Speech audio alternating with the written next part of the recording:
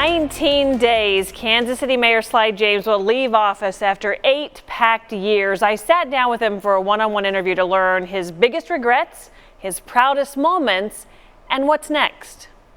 Mayor Sly James is ready for his next chapter. We've known that this day's been coming for a long time, so we planned for it. Now that the planning is done, we're ready to move on. It's kind of like now we're just kind of in a holding pattern. And I don't like to be in holding patterns. As he reflects on his time in office, he knows he's had a lot of success, but it's the failures that sting. The first one being the failure to get the streetcar extended on an east-west axis on Linwood and Independence. I thought that was a huge miss. That's the type of thing that I thought could have had some transformative impacts. The other one was pre-K, which is still stings, still disappointing. He's still frustrated with school superintendents when it comes to pre-K. They weren't doing anything, but they didn't want us to do it either. Their plan was just give us the money and we'll take care of it. Well, sorry. And then I started hearing, well, we've got a plan, we've got a plan. I'm still waiting for those plans. Anybody heard them? Anybody seen them?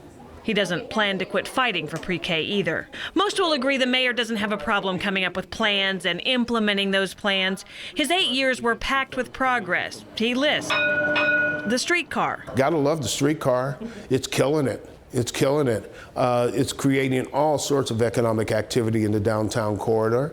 The Urban Youth Academy, the Buck O'Neill Bridge, the city-owned grocery store at Linwood and Prospect, now open in one of the city's food deserts. Now there's a fantastic supermarket over there for people in the community that has changed that area around. Changes on Troost, couple of billion on infrastructure on the east side. The hotel. I love the hotel.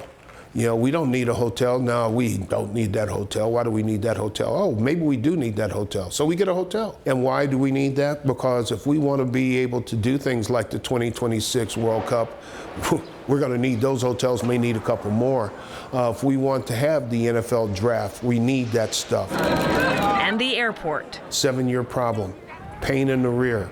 Really pain in the rear, but absolutely essential to the growth of this city. And as for the incoming mayor-elect Quinton Lucas, we have had our disagreements, and we still will have our disagreements.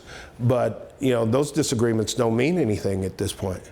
What means something at this point is he's the mayor-elect of my city, and I'm going to do everything I can to support him and this city, period, end of story. Mayor James plans to continue work with his chief of staff, Joni Wickham, and do work with foundations and programs he's passionate about. And he will be an active citizen of Kansas City. I'm not going to be bashful about calling my council person and letting them know how I feel, or coming down to support a group who wants something, or to advocate through others about some things that are important in the city.